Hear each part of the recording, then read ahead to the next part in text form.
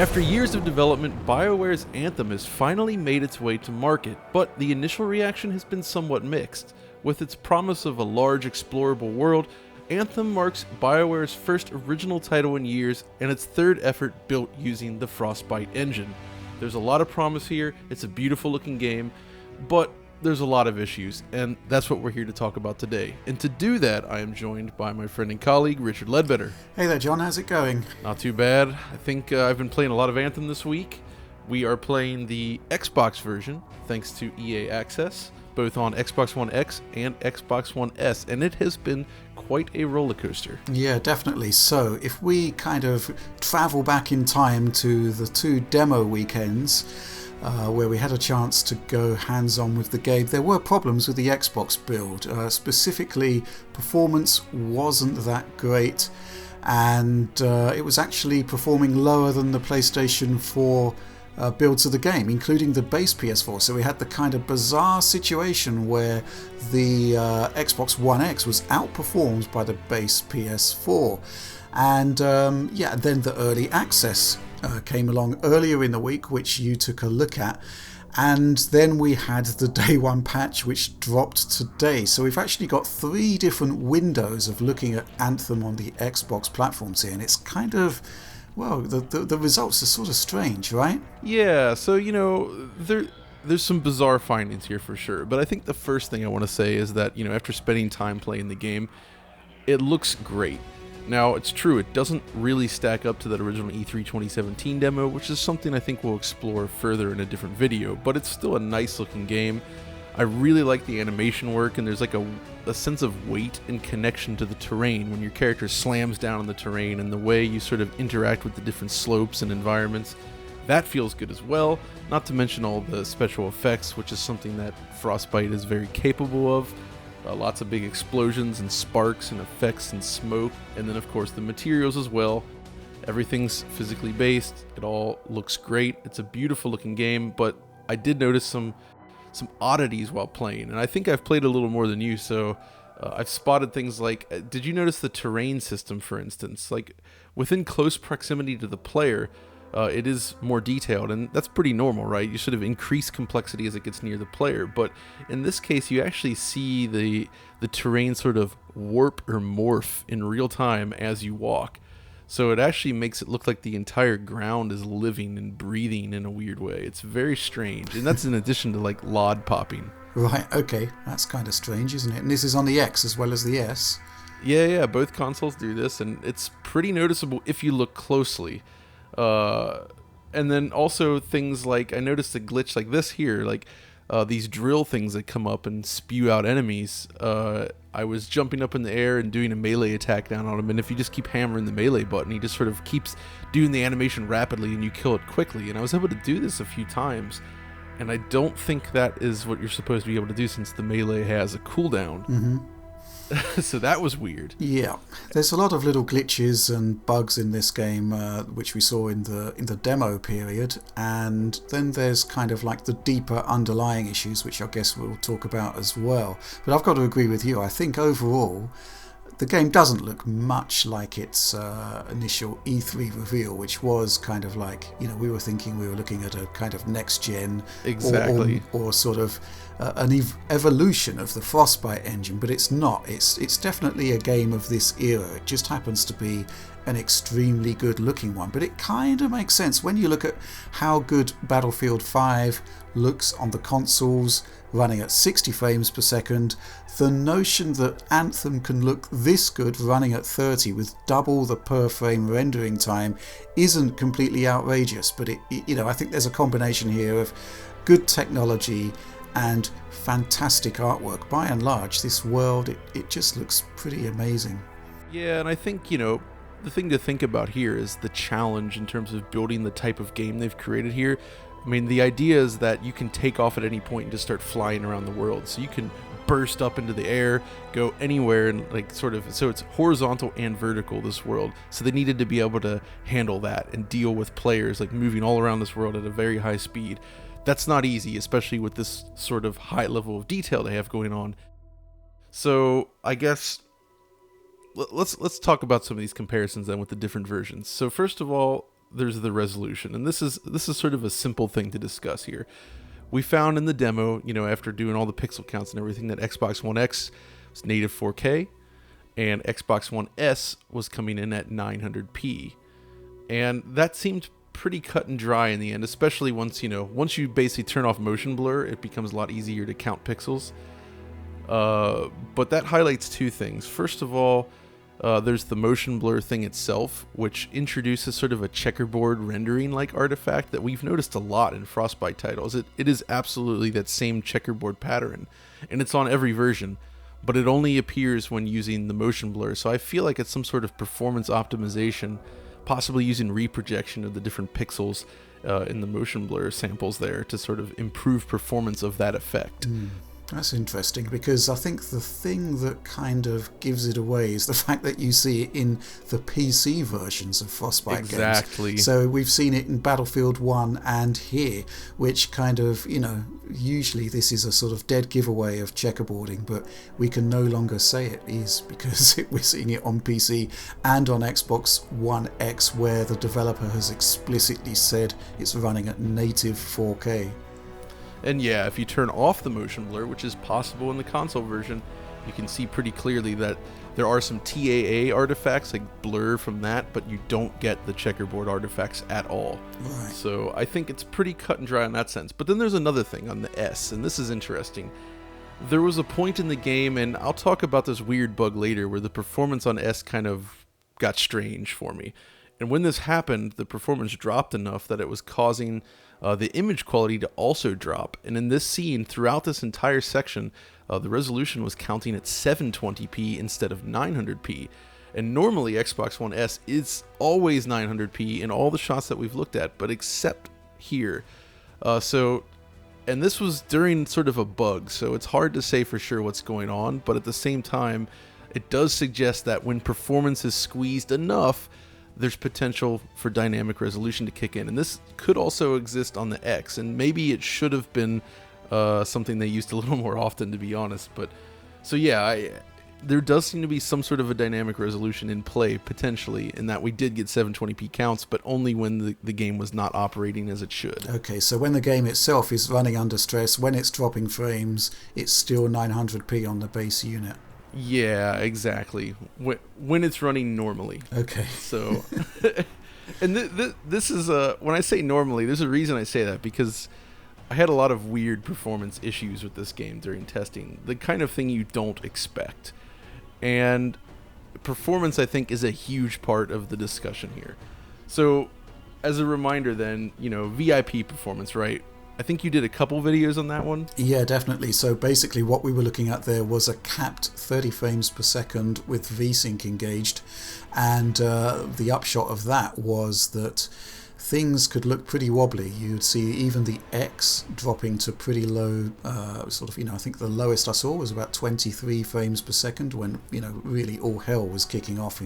And they were kind of like, in some cases, when you could match up the footage between the S and the X, you could see that the S was, proportionally lower compared to the X. So its performance was even lower than that.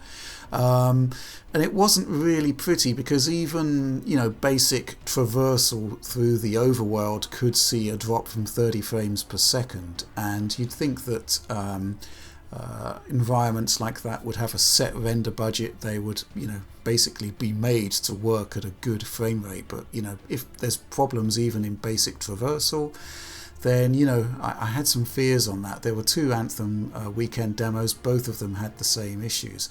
And things have changed, but the changes are kind of strange, aren't they? Because, initially we wanted to get this video out earlier in the week using EA Access, but things weren't right. Yes, so the first thing I noticed when playing on both X and S is that they've switched to an adaptive VSync solution.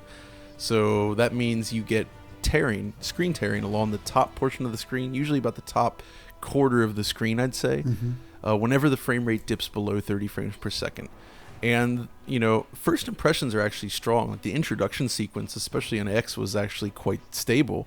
And I was thinking, okay, this is looking up. And I think that's where some of the initial impressions came from, where people were like, okay, this is improved. The problem is once you actually get out into the real world, as you saw in that demo, the frame rate was very similar. I would say it was slightly higher overall, and I assume switching to adaptive VSync would have helped there somewhat.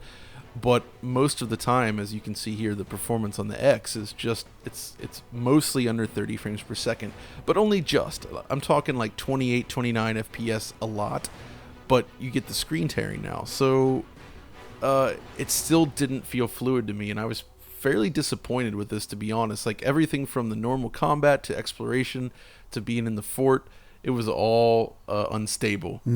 That's not good, is it? No. And things on the S, now I took a look at the S and it's the same situation. They've moved to an adaptive VSync situation, so you will get tearing under 30 frames per second, but again only in the sort of top quarter. And performance is actually still really a bit choppy, especially in the overworld. Well, that's the thing. So you got a chance to play it on the S, but only with the day one patch. Yes. I played it before the patch, and this is what's weird.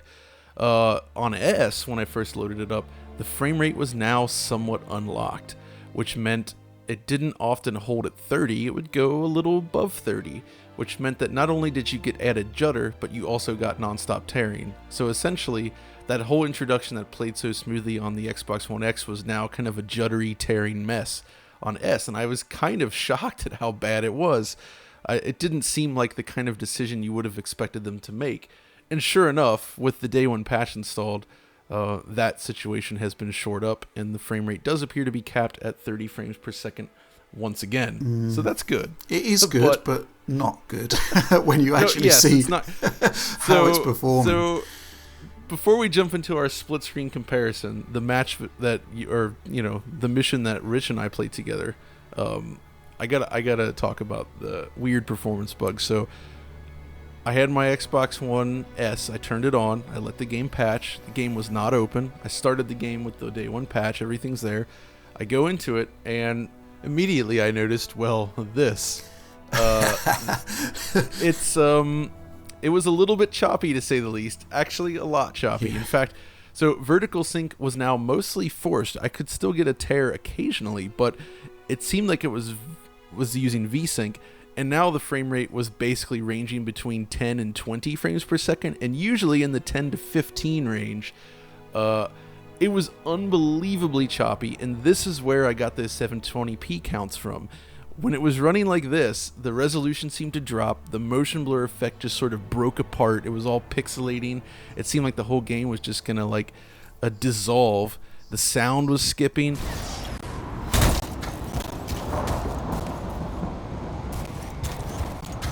Everything was so choppy, and I was like, there's no way that this is how the game was supposed to run.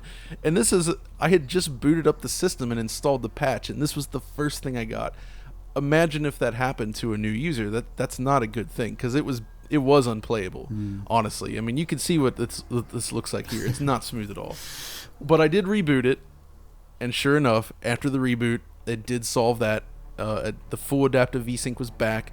But if we switch over to the footage of Rich and I playing here, well, you can see there's still some issues. Yeah, basically that, whenever there's anything taxing happening, the S really struggles quite badly, and it's kind of omnipresent in many ways once you're in that overworld. Basic traversal can be pretty choppy. When you start engaging in combat in the overworld, it's really unimpressive. When the effects work just starts to kick off, there's just sort of cumulative drops in performance according to how busy things are. And then there's all manner of sort of bizarre things happening with certain effects, which kind of affects both versions. But it's kind of strange, really. Well, okay. Now, so the first thing to note, though, is that X performance was greatly improved with this day one patch. As you can see from our footage here, it's not a locked 30 frames per second, but it's actually pretty close, I think, right? I sent you some shots at least, and you can see it's pretty stable. Yeah. And it does feel significantly better to play. I immediately noticed this and was thinking, okay, now it's not quite where I'd like it to be, but it's actually pretty decent. But what you're talking about, I think, is that water in the cave. Is that right? Yeah, basically, when you... Well, here's the thing. Anthem is a game of two halves, where when you're on the overworld, the performance isn't that great at all. But when you're in these kind of cave systems, just like the VIP demo, actually, the game is much better at hitting its target 30 frames per second.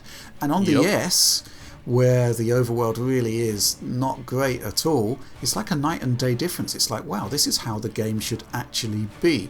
But then we ran into the issue with the water, where, you know, things just, again, just kind of weird. It's baffling because there's a lot of water in this game and it typically doesn't cause this issue, but for whatever reason, this specific pool of water in this cave absolutely tanks the performance, and it's the one time where the Xbox One X version drops below the S. The average performance is lower, and it actually hits a low of like 22 frames per second. It's extremely noticeable, and it's very bizarre, and it makes me wonder if we'll see that again as you continue to play the game. So to me, that says that there's still some optimization work to be done, or there's still some issues with performance in general. But thankfully, that's not the typical experience on Xbox One X in its current form. It is much closer to 30 frames per second, so it's better than the initial release version that was on EA Access all week, and it was better than the VIP demo overall. Yeah, but I mean, I just didn't really have that much fun playing it, to be honest, Yeah. especially, you know, when you're out of the cave system. When you're in the cave system, everything is kind of fine. But, you know, most of the action and most of the impressive visuals are happening in the overworld. And, yeah, you know, constantly being beneath 30 frames per second, that's what it felt like. And it just is, yeah. Right, it just feels really, really choppy. And what can I say? I mean, I'm getting kind of increasingly concerned about, you know, this narrative of the S versions not being up to scratch. You know, how many? I mean, it's virtually every multi-platform title we've looked at this year. Yeah. It's kind of, you know, it's really disappointing to see that, you know, frame rates in the low 20s. You know, what's going on? Yeah, you know, it is disappointing, and heck, we're looking at the Xbox One S here. I mean, there's also the original launch unit, which is ever so slightly slower, I suppose. It's almost unnoticeable in most cases, but it's still something to consider. So that's disappointing. But one thing about this game that I think applies to every version that is extremely troublesome is the loading times. Yeah, we talked about this in the VIP demo, didn't we? It was not great there. I think they were talking about the patch introducing some improvements there, but Precisely. I don't really see much of it here. It's horrible. Exactly. That's kind of the issue. You know, I was hoping that they would be decreased in terms of length, and if they have, it's by such an insignificant amount of time that it doesn't really matter. You spend a lot of time waiting, and this sort of manifests all over the game because, you know, just you leave the fort, you got a loading screen. You go into caves, you got a loading screen. You want to go to the forge to change weapons, you got a loading screen. You want to go to that hangar bay area, more loading screens, and there's loading screens between everything, and it just means that the whole game winds up feeling incredibly segmented in a way that kind of hurts the world they're trying to build. And they've said in earlier interviews that they wanted to make a seamless game, so it really makes me think that they were trying to do a fully streamed world like that, but unfortunately the end result, it just doesn't work, and there's a lot of waiting. And then there's the thing with the mission. First of all, if you matchmake into a mission late, you have to deal with this. But also, if you just fall behind, like let's say one of the party members is just pushing ahead at high speed to get to the mission, and you're just a little bit slower, the game is always ready to throw up that warning here to say, oh, you better get back to the mission area, and then start a very short countdown, and in which case then you're hit with a loading screen as it warps you ahead to where the other player is, which kind of discourages any sort of exploration. And it's so jarring. It's just as jarring as playing like Battlefield and like you hit the edge of the map and it's like, nope, get back into the combat soldier. But a lot worse in the sense that this is a world you want to explore, and you want to be able to explore it both during missions and outside of them, and you really just can't do it. Yeah, I think it's definitely a big problem, specifically that they've created this amazing world and then they're kind of rushing you through it at the pace of the fastest player. It's not good. No, and you know, and that's really the shame of all this, because when you break it down, I think we both agree the core combat mechanics, engaging the enemies, flying through the world, all of that feels really good, and it looks excellent in motion. There's a lot of potential here, and there's even some little bits of storytelling here and there that sort of caught my interest back at the fort, and I can see a really interesting game in here, but there's just a lot of little stumbles and issues right now that prevent it from living up to what it could have been, and that, I don't like to see that stuff happen, because you can tell that these guys put a lot of work into making this thing, because there's a lot of man hours in this product.